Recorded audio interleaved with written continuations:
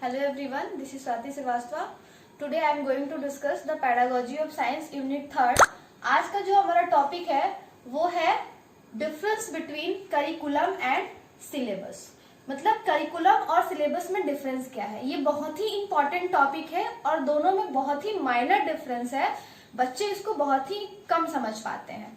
तो आइए आप पढ़ते हैं कि करिकुलम और सिलेबस में डिफरेंस क्या होता है। करिकुलम हम लोग पढ़ चुके हैं कि करिकुलम होता क्या है। प्रीवियस क्लासेस में हम लोगों ने करिकुलम की मीनिंग पढ़ी है, डेफिनेशंस पढ़ी है। तो हम देखते हैं कि दोनों में अब डिफरेंस क्या है। पहला है जो करिकुलम होता है वो सेट ऑफ कोर्स होता है, course work and their content offered eight an educational institution. इसका मतलब क्या है कि जो करिकुलम होता है ना वो पूरा कोर्स का सेट होता है, कोर्स वर्क का सेट होता है। बट अगर हम सिलेबस की बात करें तो लिखा है कि a descriptive list of subjects that are to be taught in a class.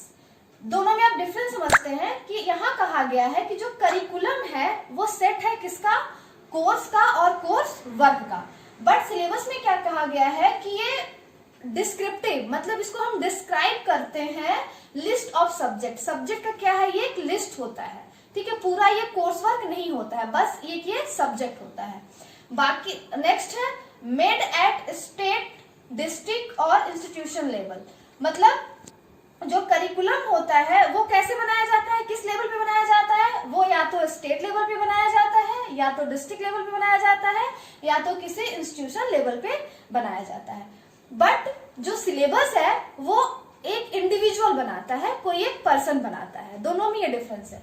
Next हम देखते हैं कि जो करिकुलम होता है वो वाइड होता है, मतलब वो ब्रॉड होता है, उसके अंदर सारी चीजें इंक्लूड होती हैं। बट जो सिलेबस होता है वो नैरो होता है।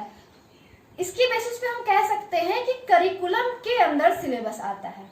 नेक्स्ट है जो करिकुलम होता है वो सेम फॉर ऑल, सबके लिए बराबर होता है।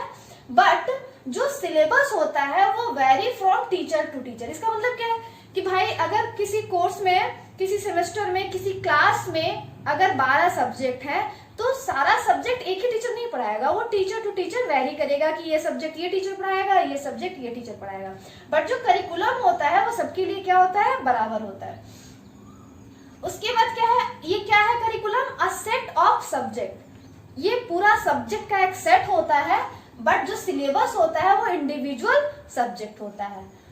आफ्टर इसमें टीचिंग मेथड भी दिया रहता है करिकुलम में कि टीचर को कैसे पढ़ाना है, किस मेथड से पढ़ाना है।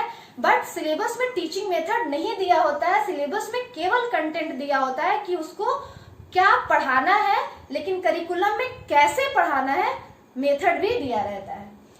करिकुलम की अगर हम नेक्स्ट बात करें तो इसमें क्या क्या इंक्लूड होता है, इसमें लेसन इंक्लूड होता है, असाइनमेंट इंक्लूड होता है, प्रोजेक्ट्स इंक्लूड होता है, स्टडी मटेरियल इंक्लूड होता है, प्रेजेंटेशन इंक्लूड होता है, क्लास टेस्ट इंक्लूड होता है, इंटर्नशिप इंक्लूड होता है और एजुकेशनल ट्रिप इंक्लूड होता है। ये जो सारे जो चीजें है ना, सारी चीजें ये करिकुलम के अंदर आती हैं। बट जो सिलेबस होता है उसके अंदर केवल कंटेंट आता है। मतलब करिकुलम में हमको ये भी बताया जाता है कि टीचर को पढ़ाना कैसे है, कितने लेसन्स उसमें होते हैं और कौन सी इंटर्नशिप करानी है, कितने टेस्ट ऑर्गेनाइज कराने हैं, बच्चों को कितने असाइनमेंट देने हैं। ये सारी चीजें करिकुलम में आता है। बट सिलेबस में केवल सब्जेक्ट वाइज कंटेंट होता है कि टीचर को क्या प्रोवाइड कराना है क्लास में, टीचर को क्या पढ़ाना है। ये जो है वो बेसिक डिफरेंस है करिकुलम और सिलेबस में। इसके बेसिस पे हमने आपको होम असाइनमेंट दिया है। जो क्वेश्चन है वो है write down the 5 differences between the syllabus and curriculum. मतलब सिलेबस और करिकुलम के बीच आपको 5 डिफरेंस को लिखना है और मुझे बताना है। Thank you.